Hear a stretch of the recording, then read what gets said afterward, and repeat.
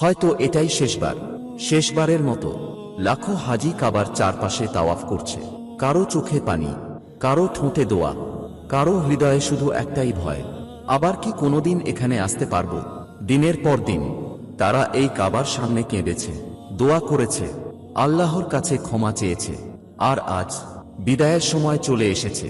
চারদিকে শুধু কান্না, তালবিয়ার ধ্বনি আর ভাঙা হৃদয়ের অনুভূতি। লাব্বাইক আল্লাহুম্মা লাব্বাইক।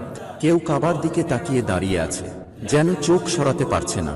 কারণ এই ঘর শুধু একটি ঘর না, এটা মুসলমানের হৃদয়ের শান্তি। ভাবুন তো, লাখো মানুষের ভিড়ে কেউ হয়তো কাঁদতে কাঁদতে বলছে, হে আল্লাহ, আমাকে আবার ডাকবেন।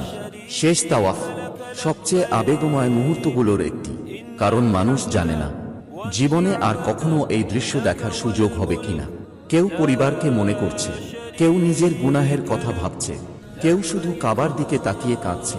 হয়তো এই মুহূর্তে আল্লাহ লাখো ভাঙা হৃদয়ের দোয়া কবুল করছেন। হয়তো একদিন আল্লাহ আপনাকেও এই শেষ তাওয়াফের মুহূর্ত দেখার তৌফিক দিবেন। কমেন্টে লিখুন, আল্লাহ আমাকে একদিন ডাকবেন।